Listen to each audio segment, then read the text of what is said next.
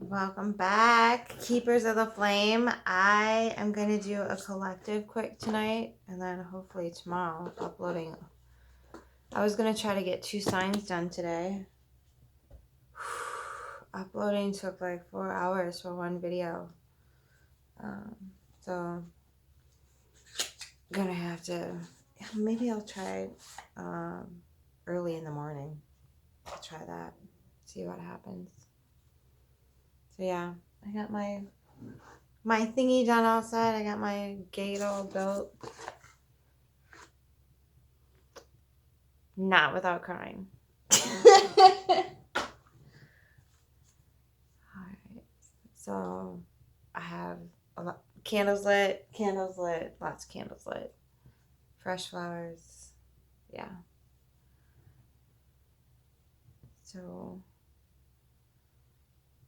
I think I'm going to call on universe, and then I'm going to call on maybe some ancestors and grandparents. Any lessons learned that they want us to know or you to know. So I'm just going to shuffle a little bit and just kind of wait and call in that energy.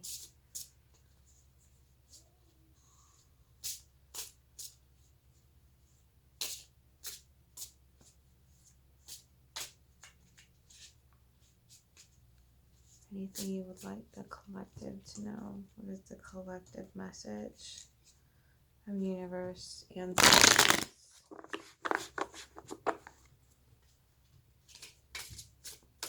ancients? I'm calling to ancients. Whenever I want to call in ancients, I think of like whale sounds or crickets. Flies are also considered ancient energy. So we've got the 3 of Pentacles. A lot of this is the 13. It's called the Deck of 13 by Necro. So kind of appropriate. So there's keys here. It's working together. Don't forget that you need to have like a little bit of a teamwork at some periods. Some things you do need to do by yourself. This is true. Very true. Some things you need to get done by yourself. Because in order to proceed with certain areas of your life, knowing yourself without any encumbrance from any other outside forces is super important. So those times of isolation and whatnot, they're important. And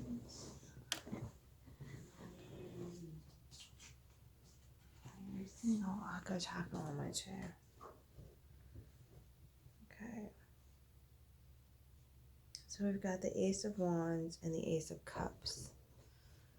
So an offer of emotion and an offer of desire or spirit, fire energy. Wow.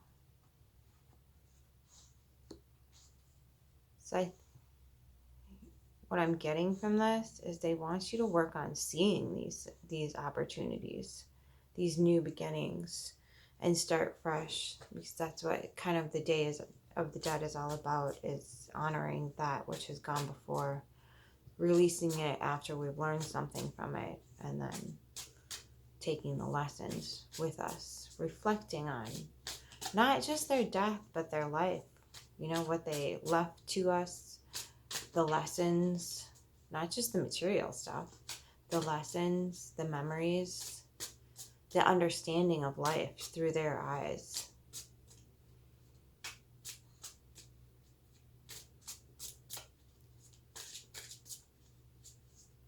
I'm getting opening doors. Opening doors to what?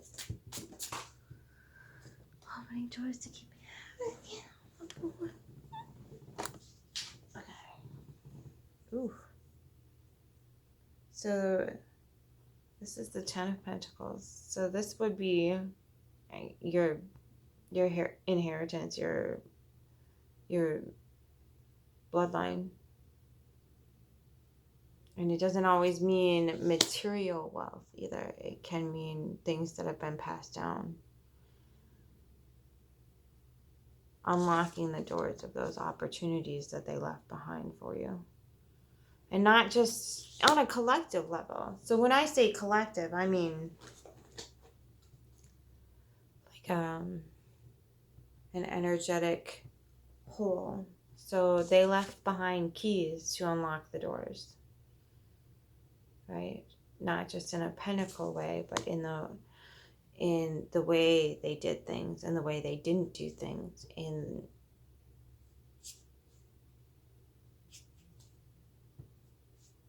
buildings, monuments, the way they, everybody says, boy, they don't make it like they used to. Well, okay, growing up, that's what I heard. They don't used to make it like they used to. Things, my parents had a blender from the 50s, in the 80s.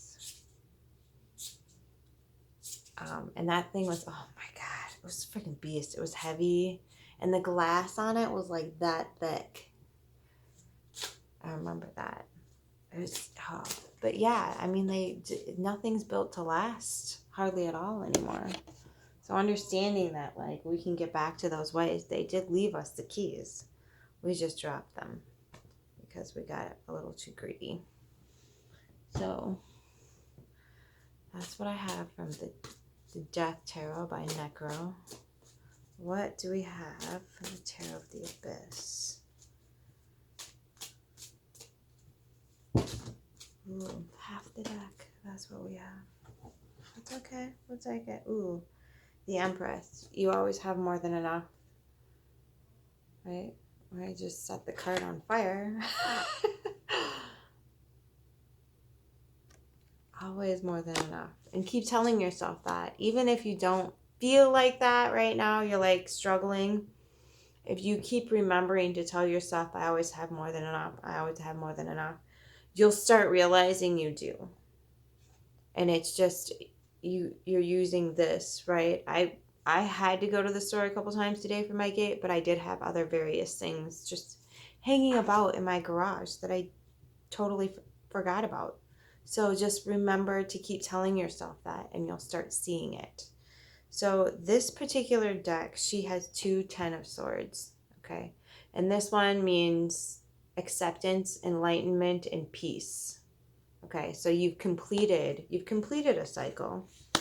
You've come to a point of understanding, and you come to a point of peace with your elder, with the wise ones, right?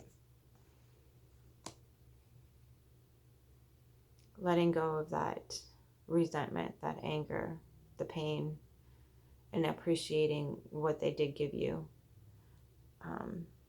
no matter how little it was. And sometimes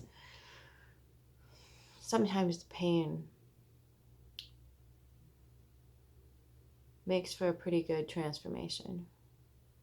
Definitely lights that fire. Sometimes that friction and that pain and that bending till you almost break, or until you do break, is a gift as well. So intended to be or not intended to be, it doesn't matter. But the energy that you take and alchemize will indeed play a role in how your life plays out. Not how they wanted your life to play out, but how you want your life to play out. Okay. I mean, the 5 of Wands.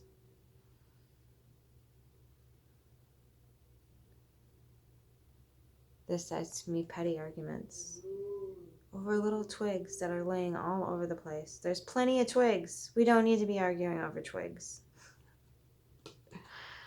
So, and sometimes you grow through arguments, right? Disputes over this, that, and the other thing, coming to a common ground. You can't, if somebody is always giving in and somebody's always dominating the conversation, nobody's learning and growing. Ever. under any circumstances. If nobody's speaking up for their different perspective, their different opinion, that person's losing, and the other person thinks that they can do no wrong. And that's, not a good way to live either. So understanding that there's different perspectives and there's plenty of sticks for everybody. So we don't need to argue about them.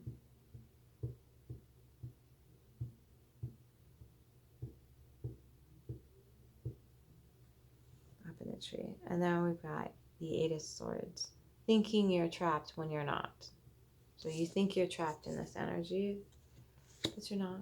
You just take one of those swords and cut that really loose ribbon, and boom, you're free. You can go fly away. And you have the choice. You have the choice on who you want to be throughout this. No one's forcing you to do this. I know it feels like it. It feels like it. I know it feels like it. But no one's forcing you to make any choices. You indeed have the power and control. And the moment you realize that, understand it, wield it, and take responsibility for it, things will get substantially better. Substantially better. Okay.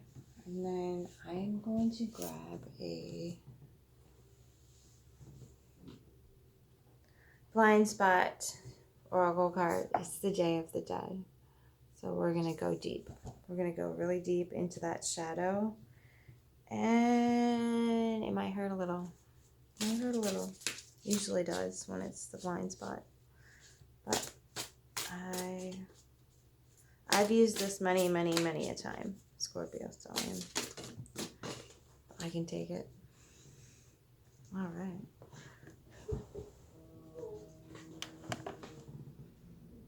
So, lucky number 13. And someday I'll figure out why YouTube says, hey, we're going to make everything backwards for you, darling. Okay. So 13, their goodness. Okay.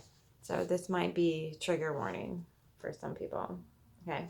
13, their goodness. Okay, here we go. If you have drawn this sigil, you and potentially they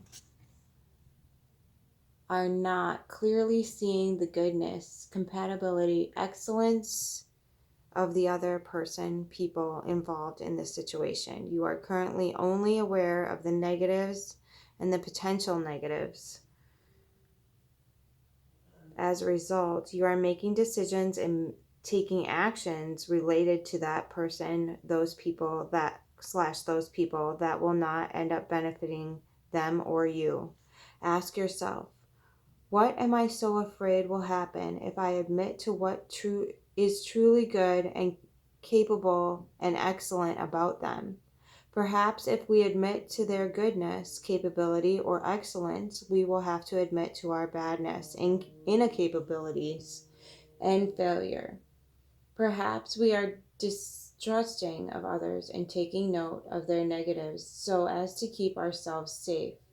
If we see what is negative about them, we can justify protecting ourselves against potential ways they could injure us, and thus shutting ourselves off to them, or using criticisms to try to get them to change.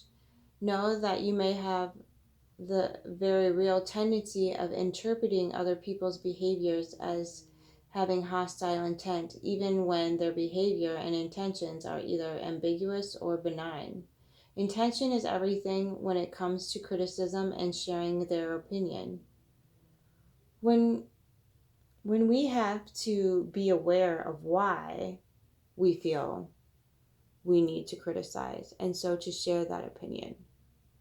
And even if we have good intentions, we still must ask ourselves if, despite good intentions, our critique is harming the other person.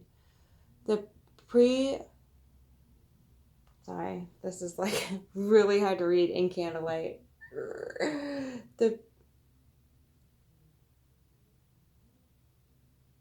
the prerogative with negative criticism is to try to push something unwanted away from you. That is why it feels so resistant in nature. We are only critical of something when we are afraid we will be affected by it. Criticism is to cry out for help in disguise. It is a cry for help that says, I feel powerless to others, and so I can't trust myself to make myself feel good, and especially to feel emotionally safe. So I need you to correct this thing that is going to cause me pain so I don't have to feel bad. Also, when we have the tendency to criticize because we are trying to get a need met, we mask our criticism under the guise of help. If you have drawn the sigil in the situation at hand, either you do not see the other person's goodness, capability, and excellence, and or they do not see those qualities in themselves or each other. It would be wise to open your awareness and see it so that you can make decisions and take the actions that benefit both of you and them.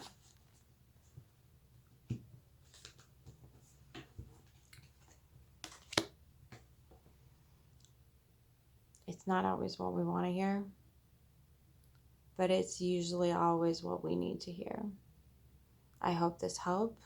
I hope this resonated. Take some time to breathe deep and reflect upon the blessings that those that have gone before us, all of them, have left us. And take note of their greatness and their worthiness and their capability. They did, after all, survive. So, yeah, overall, pretty good Day of the Dead message. Keep the flame, and I will see you next time.